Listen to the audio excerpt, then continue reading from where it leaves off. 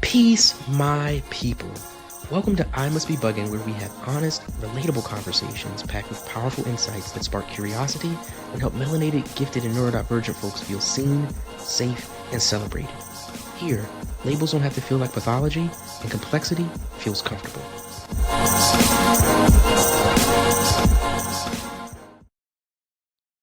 Welcome to the latest recap episode of I Must Be BUGN. This is your host, Sheldon Gay. As always, so happy for you to be here. Today, we're going to do a recap episode for my conversation with Dr. Derek Atwater.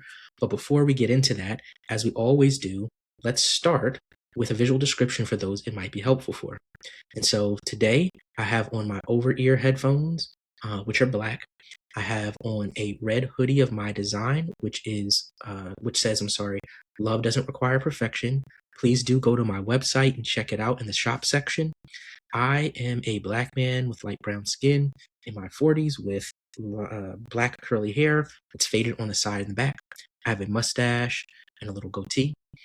Behind me are a series of my favorite personal items on bookshelves, including a pillow of my design, which says labels don't have to feel like pathology.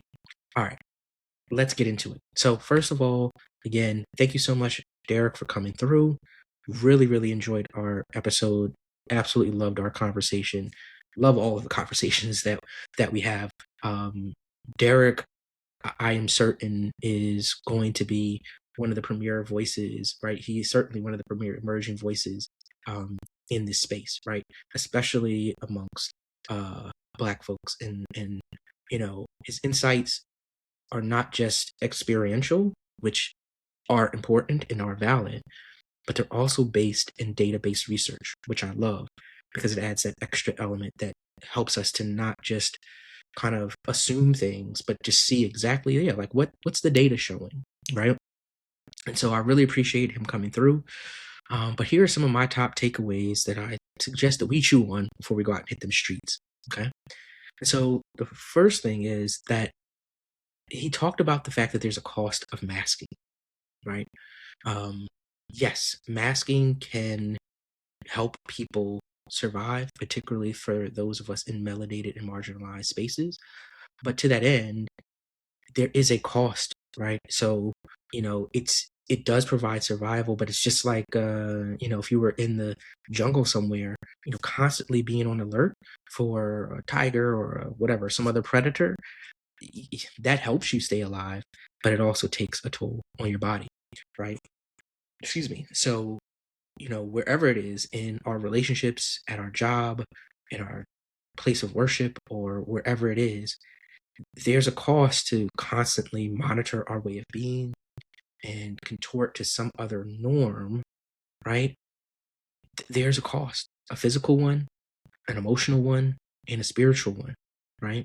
And so, as I was saying, right, like Dr. Derek, right? It's important for folks like him to be bringing, not only doing the research, but bringing that data, that analysis back so that we can start measuring these things within our spaces and start to use that analysis to make changes that lowers that cost, right? Because then people can show up so much better. I think one of the biggest things that people overlook is just they kind of dismiss it as, suck it up, or, that's just, what being at a job is. But as one of my goats is Dr. Ruha Benjamin, right? She talks about imagining, a world, not just the things that we don't want, but imagine the things that we do want.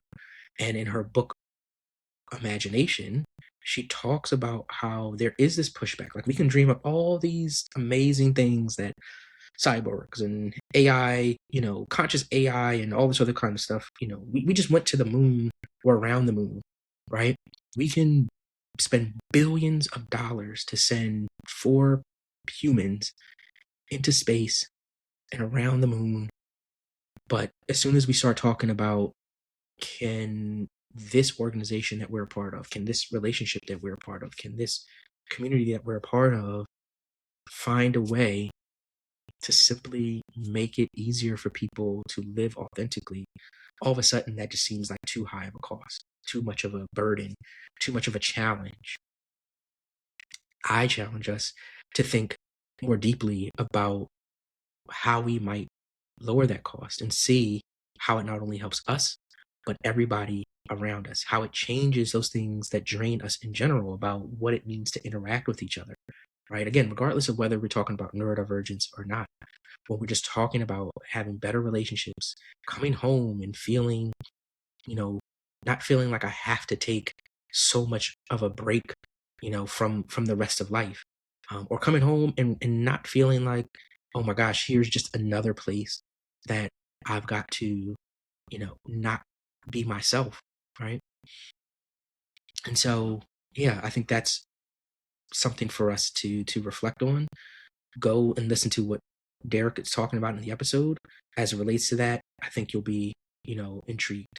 The key thing, and this is the bulk of his work, is talking about what burnout is and how it shows up in spaces. And so one of the key things that he talked about was this question of who has the privilege of working for pleasure or having full autonomy of choice, right? And how that relates to, again, these spaces that we're in, particularly work, right? Because it's easy to say, well, just or our relationships, right? Because hear a lot of people like, well, just leave that relationship or just leave that job. Like, you don't have to be there. But particularly as it relates to a job, which in a capitalistic society, like, that's how we keep these lights on. That's how we have these just basic necessities, right? This is how we maintain our standard of living. When you say, well, just leave that job, excuse me, that person may not be in a position because of location, because of resources, because of access, because of whatever, to simply swap out, right? Maybe going to the job that, they've identified a place that is like super amazing or whatever, that it's a really good fit for them. But to do that, they've got to go back to school, or they've got to move across country, and they've got a family that, their children are here in whatever city in school, right? And so there is this privilege to acknowledge around that decision. And also, it also becomes a question of, well, how is the system set up to privilege certain people with those options compared to others? How does capitalism make that decision seem scary, even when you kind of go through it and you realize, oh, that wasn't so bad? But it's built this narrative that you've got to kind of walk through because capitalism and other systems of oppression. A bar that Derek shared that I wanted to repeat is, the more we grind people, the more they erode. Absolutely loved, I love that, right? Because it's true. Everybody's talking about the grind. Everybody's talking about, push through it or whatever. But it's like, the more that we do that, the less of them that we have. And so if everyone is burnt out, this is another kind of thing to kind of think about too, is as people are making these decisions of navigating these spaces. It's like, okay, well, if everyone's burnt out, and a part of that is what creates a community, right? Everybody they find camaraderie in complaining about the things that, we all have to deal with, right? And so there is some sort of bond built up around that. It can then be hard to be the one person that raises their hand and says, hey, I went out, right? Or I'm making a different decision. And for those that either don't have the privilege or haven't done the work to put themselves in that position as well, they might be asking, like, who are you to think that you can even ask someone out, let alone make a decision like that, right? What's so bad about what we have here? Sure, we dislike the coffee here, I don't know, right? it is the traffic is bad, but like, why would you want to leave this? And again, this stuff applies to a job. It certainly can apply to a relationship, right? So what happens to people start to ask themselves, right? This sort of abandonment, this kind of brings up abandonment issues for people sometimes, right? Because they start to ask, what happens to the rest of us if you find your way out? Where does that leave us? What happens to our relationship?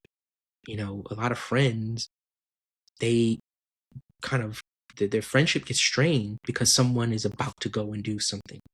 And consciously or otherwise, people start to get scared because now they feel like I'm losing a friend. But maybe they're, again, just leveling up and getting the thing that they've been wanting for so long. And how do we find that joy in celebrating them?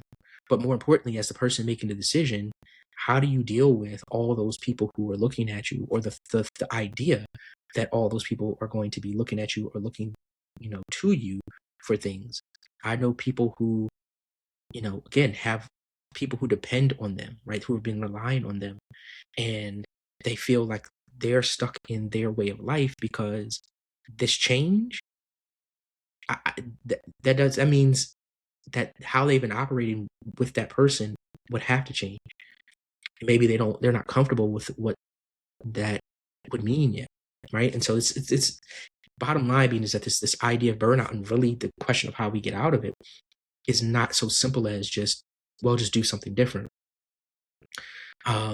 Another thing that he talked about was, sometimes in these institutions, right, your job, they may say, okay, we've got this new, wellness policy, and, we're going to give you 2 wellness days, right? No questions asked, right? Use them as you want. But then as soon as people start saying, okay, well, I'm going to start using them as I want, here come the restrictions on, okay, well, these are the blackout dates, and here are the, you can't add them to the end of company retreats, or I don't know, right? You can't use them to extend the July 4th holiday, I don't know, right? Whatever it is. Well, then, are they really use them as you want? No questions asked, right? How does that, how do we build better systems that, again, allow for that freedom to actually create wellness within our communities? And then he also brought up some things about the extra burdens and challenges that melanated people face as we're asked to take on things like leading or starting affinity groups that, yeah, sure, like I, I care about the Black folks at my company or whatever. I want, to bring more people along and all that kind of stuff. But that's also an extra task, right?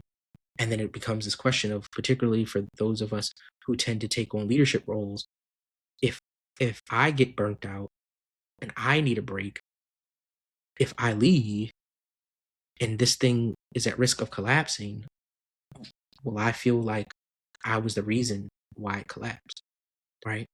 And so this is another layer of burden on folks, right? And so the other part about that is, and that he talks about, is the fact that generally with these things, there's no equitable compensation, right? Whether that be monetarily, whether that be in, okay, if you do this extra over, on this side, we'll take a load off on that side, right? Whatever it is, there's no way to, again, to try to maintain that balance. It's just stacking things on top. And this, unsurprisingly, leads to a lot of burnout.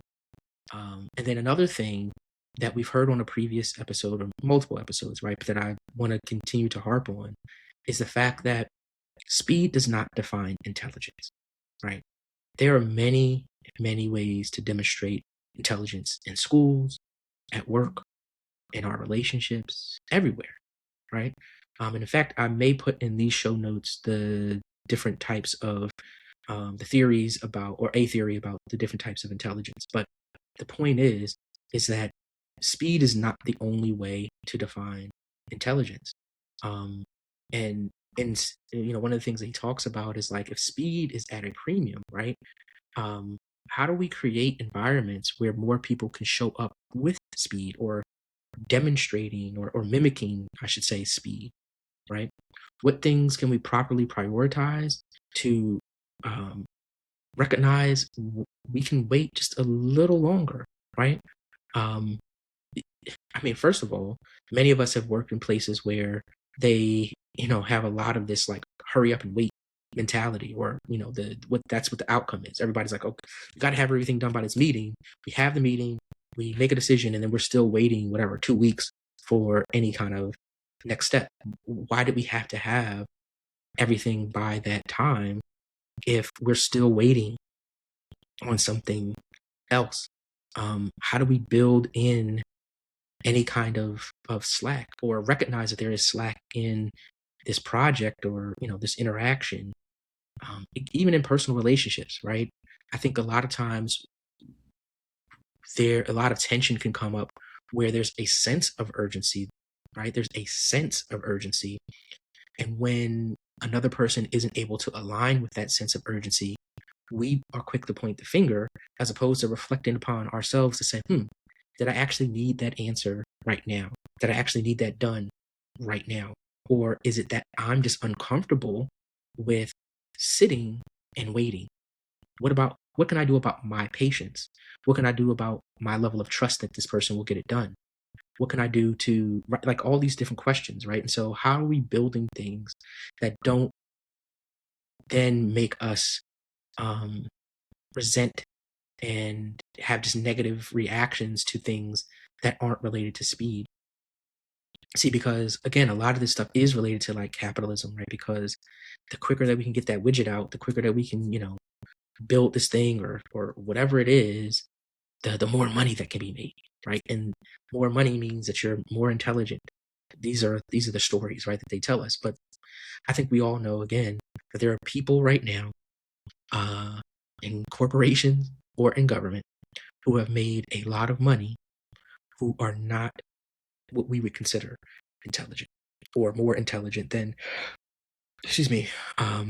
most people. And so, yeah, again, this idea that speed is what defines intelligence, I think we really need to question. And I was glad that Derek brought that up. You know, because the last thing I'll just say, just to kind of make sure to put a bow on this, is that there are times when, we could, for those who need more processing time, for example, there are times when we can, ahead of a meeting, make sure that we're providing a clear agenda and an opportunity for feedback up front. There are opportunities for people to, again, after the meeting, still have some window of time to kind of like edit or adjust or, communicate, non-verbally. Maybe, again, talking in a meeting, trying to talk over people is not as comfortable for them.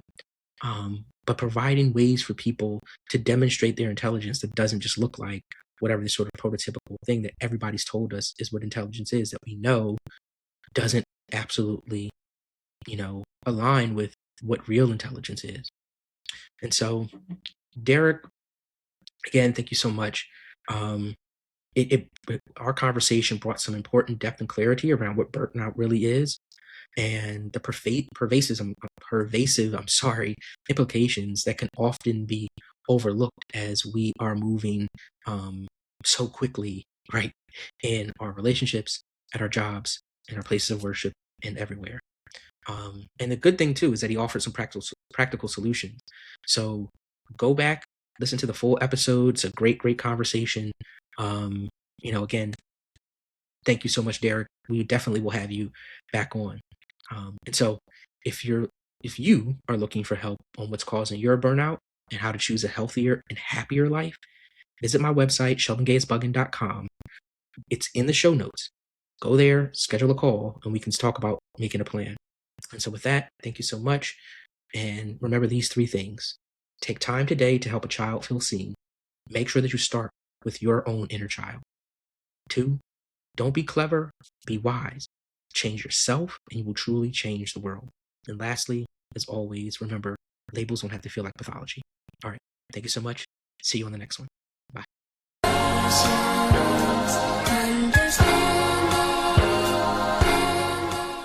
Thank you for joining me on another episode of I Must Be BUGN.